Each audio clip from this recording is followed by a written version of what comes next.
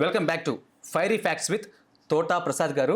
నమస్తే సార్. నమస్తే అండి. సార్ ఈరోజు వచ్చేసి మన పాయింట్ ఏంటంటే కొత్తగా డైరెక్షన్కి వద్దాం అనుకుంటున్న వాళ్ళకి ఒక గైడెన్స్ లాంటి ఒక పాయింట్. అలాగే నాకు ఒక చిన్న డౌట్ ఉందన్నమాట. అంటే నేను ఒక సినిమా ట్రైలర్లో చూశాను సార్. ఏంటంటే డైరెక్షన్ అనేది 20% క్రియేటివిటీ, 80% అందరిని మేనేజ్ చేయటమే అనేది ఒకటి విన్నా. అది ఎంతవరకు నిజం? అండ్ సెకండ్ వచ్చేసి ఒక ఎడిటర్ ఇంటర్వ్యూలో ఒక మాట విన్నాను సార్ నేను. ఏంటంటే డైరెక్టర్ పని డైరెక్టర్ చేయాలి, అన్ని క్రాఫ్ట్స్లోకి ఇన్వాల్వ్ అయితే కనుక సినిమా యొక్క అవుట్పుట్ కూడా మారిపోయే ప్రమాదం కూడా ఉంది అని చెప్పేసి కూడా అతను చెప్పడం విన్నా ఒక ఎడిటర్. అసలు సినిమాలో అంటే 24 క్రాఫ్ట్స్లోకి డైరెక్టర్ ఇన్వాల్వ్మెంట్ అనేది ఎంతవరకు ఉండాలి, ఎలా ఉండాలి? ఎవరు ఒప్పుకున్నా ఒప్పుకోకపోయినా సినిమా అనేది డైరెక్టర్ సినిమా. నిర్మాత 100 కోట్లు ఖర్చు పెట్టండి, 1000 కోట్లు ఖర్చు పెట్టండి, స్టార్ హీరోకి ఎంత స్టార్ ఇవ్వడం అవ్వండి, ఆ సినిమా తీసేది డైరెక్టర్. అతని ఆలోచన మేరకు, అతని క్రియేటివిటీ, అతని తెలివితేటలు, లేక అతని జ్ఞానమో అజ్ఞానం మేరకు తీసేది సినిమా. సో అందువల్ల డైరెక్టర్ అనే అతనికి చాలా విషయాలు తెలియాలి. అంటే అతను ఎడిటింగ్ తెలియాలి, ఫైట్లు తెలియాలి, డ్యాన్సులు తెలియాలని కాదు. ఒక టీం లీడర్గా ఎవరి దగ్గర ఏ టాలెంట్ ఉంది, దాన్ని ఎలా వాడుకోవాలో అతను తెలుసుకోవాలి. మీరు అన్నట్టు 20% క్రియేటివిటీ, 80% మేనేజ్మెంట్ కాదు. మేనేజ్మెంట్ కన్నా కూడా స్కిల్ ఏంటి అంటే లోక్యం అనేది ఉండాలి. ఇప్పుడు ఉదాహరణకి డైరెక్షన్ అంటే ఏమీ కాదు, nothing but telling A story. అది డైరెక్టర్ రాసుకున్న కథ కావచ్చు, వేరే వాళ్ళ కథ కావచ్చు, రీమేక్ కావచ్చు, ఇన్స్పిరేషన్ తీసుకున్న కథ కావచ్చు. ఒక కథని చెప్పడానికి అతను ఎన్నుకునే టూల్స్ 24 క్రాఫ్ట్లో. అతని ఈ కథని ఎలా చెప్పాలనుకున్నాడు, డిఓపి అతని తగ్గ లైటింగ్, షార్ట్ కంపోజిషన్ డిఓపి చేయాలి. అక్కడ డిఓపి కథకి ఎలా కాదు అనుకోవడానికి లేదు.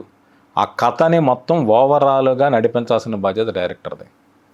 సో అతను చెప్పిన మేరకే మిగిలిన డిపార్ట్మెంట్స్ వెళ్ళి ఎడిటర్కి కూడా ఏంటంటే ఇక్కడ నాకు ఫాస్ట్గా కథ ఉండాలి, ఇక్కడ సీన్ స్టే అవ్వాలంటే స్టే అయ్యి తీరాలి. అబ్బాయి లాగండి తీసేస్తానికి ఎడిటర్ కుదరదు. డైరెక్టర్ పాయింట్ ఆఫ్ వ్యూలో తన తాలూకు రిజల్ట్ ఫేస్ చేసేది డైరెక్టర్. ఒక కొరియోగ్రాఫర్ స్టెప్స్ కంపోజ్ చేసాడు, నా క్యారెక్టరైజేషన్ ఇది కాదు మూమెంట్ అని డైరెక్టర్ చెప్తే ఫాలో అయి తీరాలి.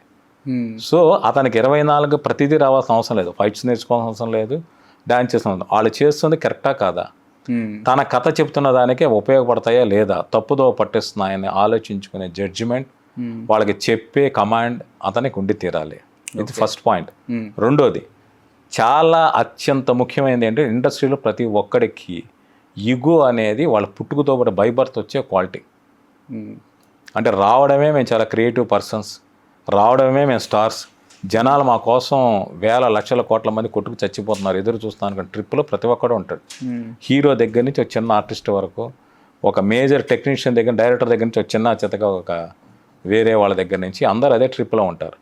వీళ్ళ ఈగోని సాటిస్ఫై చేయాలి, కొన్నిసార్లు పాంపర్ చేయాలి, కొన్నిసార్లు కంట్రోల్ చేయాలి, కొన్నిసార్లు తన గ్రిప్లోకి తెచ్చుకోవాలి. ఇది మేనేజ్మెంట్ స్కిల్. తర్వాత అన్నిటికన్నా మించి ఏంటంటే స్టార్స్ని హ్యాండిల్ చేయడం చాలా కష్టమైన విషయం. అంటే ఒకటి ఏంటంటే వాళ్ళకున్న ఇమేజ్, వాళ్ళు ఇన్నేళ్ళ పాటు బిల్డప్ చేసిన ఒక ఇమేజ్ ఒక కారణం, ఆడియన్స్ వాళ్ళ నుంచి ఎక్స్పెక్ట్ చేసేది ఒకటి కారణం. ఎవ్రీడే ఆన్ సెట్స్ కావచ్చు, స్టోరీ నేరేట్ చేసినప్పుడు కావచ్చు, pre production, post any stage ఆ హీరోని హ్యాండిల్ చేయడం చాలా కష్టమైన విషయం. అంటే వాళ్ళు దేనికి హర్ట్ అవుతారు, వాళ్ళని ఒక పసిపాపలాగా ఆలోచిస్తూ వాళ్ళ మూడ్స్ అబ్జర్వ్ చేస్తూ ఆయనకి తగ్గట్టుగా షూటింగ్ చేయగలడం అనేది ఒక పెద్ద మాస్టర్ టెక్నిక్. సో ఈ టెక్నిక్ తెలిసిన తర్వాత కథ అనేది నథింగ్. నేను మాట అన్నాను, ఒక రైటర్గా నేను మాట అనకూడదు. మీకు అన్ని ఇంగ్రీడియంట్స్ కలిస్తే ఆడియన్స్ని ఎంటర్టైన్ చేసే ఎలిమెంట్స్, ఐటమ్స్ ఉంటే సినిమా ఆడుతుంటుంది. సీజన్లను బట్టి కూడా ఆడతాయి కొన్ని సినిమాలు, పేర్లు చెప్పలేను కానీ కొన్ని సినిమాలు అలా కూడా ఆడతాయి. బలమైన కథ ఉండాల్సిన అవసరమే లేదు. కానీ ఆర్టిస్ట్ని హ్యాండిల్ చేయడం, టెక్నీషియన్ హ్యాండిల్ చేయడం అనేది ఒక చాలా పెద్ద విద్య. ఇప్పుడు మీరు ఒక గొప్ప మ్యూజిక్ డైరెక్టర్ ఉన్నాడు, మీరు 5 కోట్లు అడిగి కూడా 10 కోట్లు తీసుకురావచ్చు, కానీ అతను తనకు కావాల్సినట్టు మ్యూజిక్ కంపోజ్ చేయించుకోవడం, అతని దగ్గర ఇన్ టైంలో వర్క్ రాబట్టడం అన్నది మామూలు విషయం కాదు. సో ఇలాంటి విషయాలను డైరెక్టర్ తెలియాలి. నాకు ఒక ఆలోచన వచ్చింది, నేను స్క్రిప్ట్ రాసేస్తాను, ఎవడో ఒకరిని ఒప్పిస్తాను, సినిమా తీసేస్తాను అని కాదు. ఈ సినిమా మేకింగ్లో కొన్ని 100 మందిని, 200 మందిని మార్నింగ్ 7 to ఈవినింగ్ 9 కావచ్చు, నైట్ అవుట్ కావచ్చు, వాళ్ళని ఒకే దాని మీద నడిపించాలి. So is a commander in chief. So అంతమందిని చేయాలంటే అంతకు అన్ని విషయాల గురించి తెలియాలి, వాళ్ళందరినీ తెలియాలి. కొంతమందిని కసరాలి, కొంతమంది కోప్పడాలి, కొంతమంది ప్రేమ చూపించాలి, కొంతమందిని బతుకులు అడుకోవాలి. సో అవన్నీ తెలిసిన వాడే డైరెక్టర్గా సక్సెస్ అవుతాడు. ఓకే. అంతే. అందుకనే నాకు ఇంకోటి అర్థమైంది, అందుకనే కెప్టెన్ ఆఫ్ ద షిప్ అనే పేరు అందుకే వచ్చింది. కెప్టెన్ ఆఫ్ ది షిప్ అని కదా, స్టార్స్ ఏ డైరెక్టర్తో పెడితే ఆ డైరెక్టర్తో ఎందుకు చేయరు? ఇప్పుడు కొంతమంది చాలా మంది క్రియేటివ్ జీనియస్లు అనుకుంటుంటారు, కొంత డైరెక్టర్ వాళ్ళతో స్టార్స్ పనిచేయడానికి ఇష్టపడరు. అదే సార్, వాళ్ళు ఒక ఏమంటారు, నేను చెప్పినట్టే ఆర్టిస్ట్ చేయాలనుకుంటారు. ఇప్పుడు కథకు అవసరమైనట్టే ఎవడైనా పని చేయాల్సిందే, కానీ నా ఇష్ట ప్రకారం నా ఆలోచన కరెక్ట్ దాని ప్రకారం అని చేయడం తప్పు. సరే, అంటే యాక్చువల్గా నేను అదే ఇందాక ఎడిటర్ క్వశ్చన్ అని చెప్పా కదా, దానిలో అంటే అతను ఇచ్చిన ఎక్స్ప్లెనేషన్ ఏంటంటే ఒకసారి మీకు చిన్న బ్రీఫ్ చేస్తాను నేను. అంటే అతను ఏమన్నాడంటే డైరెక్టర్ తన కథని బాగా నమ్మాడు, బాగా ప్రేమించాడు, ఆ ప్రేమించడం వల్ల అంత డీటెయిలింగ్ కూడా అక్కర్లేని సీన్కి ఎక్కువ డీటెయిలింగ్ ఇవ్వడం వల్ల నాకు బాగా ల్యాగ్ అనిపించింది. సో అందుకని యాజ్ అన్ ఎడిటర్గా నాకు రైట్ ఉంది ఆ ల్యాగ్ని కట్ చేసి దాన్ని ఇంకా క్రిస్ప్ చేయాలని చెప్పేసి, కానీ డైరెక్టర్ దానికి అడ్డుపట్టాడు, అందుకే సినిమా అవుట్పుట్ అలా ఉంది అని చెప్పేసి ఒక మాట చెప్పాడు. అలా నేను ఒక మాట చెప్తాను, నేను ఎడిటర్నైనా డైరెక్టర్నైనా నేను నమ్మేది డైరెక్టర్ని. ఓకే, ఈ సీన్లో ఈ మూడ్ ఎలా ఉండాలి, ఎంత ఎమోషన్ కావాలి అని అనుకుంటే అది ఉండి తీరాలి. Okay, you can't decide.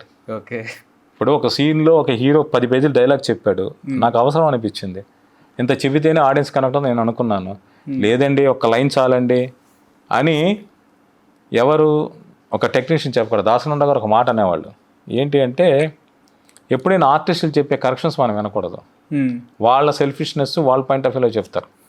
Technician ఏదైనా చెప్తే మనం ఒకసారి ఆలోచించవచ్చు అన్నారు ఆయన.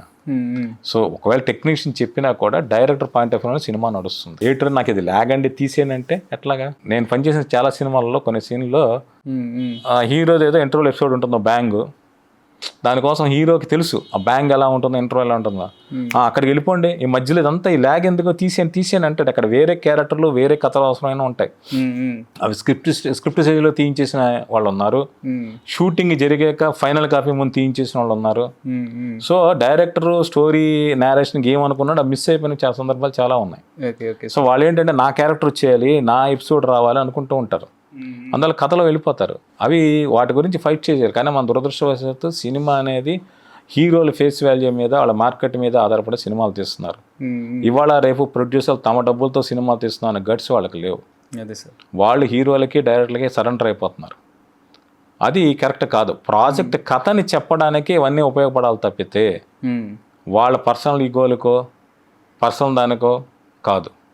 అంటే ఒక ఎడిటర్ నా ఎక్స్పీరియన్స్ చెప్తున్నా, నేను సినిమాకి పని చేశాను, డైరెక్టరు ఒకటేదో ఒక ఎమోషన్ చెప్దాం అనుకున్నారు, ఎడిటర్ అంటాడు లేదు ఇది ఫ్లాష్ బ్యాక్లో చెప్దాం, ఓపెనింగ్ ఎపిసోడ్ ఒక ప్రీ క్లైమాక్స్ సీన్ వేసి అక్కడి నుంచి ఫ్లాష్ బ్యాక్లోకి వెళ్ళి చెప్దాం అనేది. సో అది డైరెక్టర్ పాయింట్ ఆఫ్ వ్యూలో అతనిది రైట్. ఆ సినిమా అలాగే రిలీజ్ అయింది, బట్ దురదృష్టవశాత్తు సినిమా ఫెయిల్ అయింది, స్ట్రైట్ నరేషన్ వెళ్ళింది. ఆ సినిమాని వేరే లాంగ్వేజ్లో డబ్ చేసినప్పుడు ఏం చేశాను, ఎడిటర్ చెప్పిన సజెషన్తో ఒక లాంగ్వేజ్లో డబ్బుడ్ వెర్షన్ చూసాను, నేను షాక్ అయ్యా. బట్ అక్కడ ఏమీ రెస్పాన్స్ రాలా. సో మీరు దాన్ని మార్చినా మార్చకపోయినా కంటెంట్లో ప్రాబ్లం, చెప్పే స్క్రీన్ ప్లేలో తప్పు కాదు, కంటెంట్లోనే ప్రాబ్లం, అది విషయం. సార్ ఇంకోటి నాన్ లీనియర్ స్క్రీన్ ప్లే మనం ఎక్కువ వింటూ ఉంటాం, ఇప్పుడు బాగా మన దగ్గర కూడా బాగా ట్రెండ్ అవుతూ ఉన్నది. అసలు యాక్చువల్గా నాన్ లీనియర్ స్క్రీన్ ప్లే అనేది మనం ఎక్కడి నుంచి అడాప్ట్ చేసుకున్నాం సార్? ఫ్రమ్ హాలీవుడ్ నుంచి వచ్చింది అది. ఓకే, ఇప్పుడు మన వచ్చిన మహారాజా సినిమా ఉంది విజయ్ సేతుపతి, అది ప్రెజెంట్ నడుస్తుందో ఫాస్ట్లో నడుస్తుందో మన క్లైమాక్స్ వచ్చే వరకు తెలియదు, ప్యారల్గా నడుస్తూ ఉంటుంది. అదేంటంటే ఆడియన్స్ ఇంట్రెస్ట్ లేకపోతే స్ట్రైట్ నరేషన్ అనుకోండి, అది ఫ్లాష్ బ్యాక్లో చెప్తే అది రెగ్యులర్ సినిమా. అందుకని ఆ డైరెక్టర్ ఎన్నుకున్న ప్యాటర్న్ అయితే. అంటే ఇప్పుడు యాక్చువల్లీ హాలీవుడ్ అనే టాపిక్ వచ్చింది కాబట్టి నాకు ఇంకో క్వశ్చన్ ఉంది సార్. మన అప్పట్లో మన సీనియర్ యాక్టర్స్ కూడా అంటే కృష్ణ గారు కానీ ఎవరైనా సరే హాలీవుడ్ మూవీస్ నుంచి కొంచెం ఇన్స్పైర్ అయ్యి మనకి మోసగాళ్ళు కానీ గూఢచారి 116 కానీ ఇలాంటి సినిమాలు అన్నీ వచ్చాయి సార్. కాకపోతే నాకు వచ్చిన డౌట్ ఏంటంటే, బట్ స్టోరీస్ టేకింగ్ అడాప్ట్ చేసుకున్నాం కానీ బట్ వాళ్ళ యాక్టింగ్ స్టైల్ కానీ సాంగ్స్ మనం ఏంటంటే కొంచెం ఎక్కువ ఎసెంట్రిక్ ఉంటుంది, ప్లస్ సాంగ్స్ ఉంటాయి మధ్యలో, కానీ అది మాత్రం అడాప్ట్ చేసుకోకుండా మన కల్చర్నే మనం ఫాలో అవుతూ వచ్చాం. బట్ ఆ చేంజ్ ఎందుకు తీసుకోలేదు సార్? మీకు ఏమనిపించింది? ఇప్పుడు హాలీవుడ్ సినిమాకి మ్యూజికల్ డ్రామా చాలా ఉన్నాయి, సూపర్ హిట్ సాంగ్స్ ఉన్నాయి. ఓల్డ్ ఫిల్మ్స్లో హాలీవుడ్ ఫిల్మ్స్ చాలా సూపర్ హిట్ సాంగ్స్ ఉంటాయి. ఓకే, మీరు కావాలంటే పాత సినిమాలు చూడండి. ఓకే, సో మ్యూజిక్ అనేది యూనివర్సల్గా అందరికీ నచ్చే అంశం. మ్యూజికల్ డ్రామాస్ అక్కడ ఉన్నాయి. ఇక్కడ మన భారతదేశంలో కూడా మ్యూజిక్ డ్యాన్స్ అనేది part of our lifes. Cinema medium రాకముందు నుంచి కూడా సంగీత కచేరీలు ఉండేవి, ఊళ్ళో జానపద కథలు ఉండేవి, బుర్రకథలు ఉండేవి, హరికథలు ఉండేవి, అలాగే డ్యాన్స్ ఉండేది. సో అవి ఒక internal part in our lifes. So అందువల్ల అవి సినిమాల్లో కూడా వచ్చాయి. మనం ఏంటి అంటే మన కథ మనదే, అంతే తప్పితే మనం టెక్నిక్ని అడాప్ట్ చేసుకోగలం తప్పితే మన స్టోరీస్ని, స్క్రిప్టుల్ని, కంటెంట్ని మాత్రం అడాప్ట్ చేసుకోలేం. ఓకే. ఇప్పుడు ఉదాహరణకి ఇద్దరు గేస్ పెళ్లి చేసుకున్నారనేది హాలీవుడ్లో సినిమా వచ్చింది అనుకోండి, మనం తీసే చెప్పు తీసి కొడతారు. అంటే తప్పు ఒప్పుల గురించి మాట్లాడట్లా. అదే సార్. వాళ్ళ పాయింట్ ఆఫ్ వాళ్ళు రిసీవ్ చేసుకునే సినిమాలు వేరు, మనం రిసీవ్ చేసుకునే సినిమాలు వేరు. ఇప్పుడు ఒక తల్లి తన కూతురు చంపేసింది, ఒక పసిపిల్లని అనేసి హాలీవుడ్లో సినిమా వచ్చింది. అది మన తెలుగులో తీస్తే ఆడియన్స్ తట్టుకోలేరు. ఇప్పుడు మారిన మైండ్ సెట్లో ఎవడైనా తీస్తాడో అలా చూస్తాడో నాకు తెలియదు కానీ, సో మన కల్చర్ అనేది డిఫరెంట్. దాన్ని మన దాంట్లోకి అడాప్ట్ చేసుకుంటాం. Okay sir. ఇప్పుడు రామాయణం ఉంది, ఈ దేశంలో పుట్టింది, మరి ఈస్ట్ ఏషియన్ కంట్రీస్ అన్నింటిలో ఉంది. ఎవరి కల్చర్ దగ్గర దాన్ని అడాప్ట్ చేసుకున్నారు. కంటెంట్లో ఒక బేసు అదే ఉంటుంది కానీ మిగిలింది మారుతూ ఉంటుంది. సో మీరు కృష్ణ గారే కాదు, తెలుగు సినిమా పుట్టినప్పటి నుంచి 1940s ఇప్పుడు కేవీ రెడ్డి గారు గుణసుందరి కథ ఉంది, షేక్స్పియర్ డ్రామా కింగ్ లియర్, పాతాళ భైరవ అల్లావుద్దీన్, మన తొలితరం రైటర్స్ డైరెక్టర్లు పింగళి గారు కావచ్చు, ఆరుద్ర గారు కావచ్చు, ముళ్ళపూడి గారు కావచ్చు, ఎన్నెన్నో హాలీవుడ్ సినిమా నుంచి ఇన్స్పైర్ చేశారు. దాగుడు మొదలు ఒక హాలీవుడ్ సినిమా ఇన్స్పిరేషన్, అలాగే సాక్షి ఒక హాలీవుడ్ సినిమా ఇన్స్పిరేషన్. సో వాళ్ళందరూ కూడా వేరే సినిమా నుంచి ఇన్స్పైర్ అయ్యి కథలు రాసిన వాళ్ళే. ఆరుద్ర గారు గోడచారి 116 కావచ్చు, మోసగాడు కావచ్చు, ఇవన్నీ వేరే సినిమా నుంచి ఇన్స్పైర్ అయ్యి వచ్చినవే. సో అందువల్ల కథ అంశాలు ఎన్నుకుంటారు కానీ వాటిని మనం తగ్గట్టు మార్చుకుంటాం. మన కల్చర్ మాత్రం అలా అదే. కాకపోతే ఈ మధ్య కొంచెం నాకు సాంగ్స్ మాత్రం మారుతున్నట్టు అనిపించింది సార్. అంటే ఉదాహరణకి ఒక మ్యూజికల్ డ్రామా, నాకు ఇప్పుడు టైం పేరు గుర్తు రావట్లేదు కానీ దాన్ని చాలా పాపులర్, కానీ హాలీవుడ్లో సినిమా తీశారు.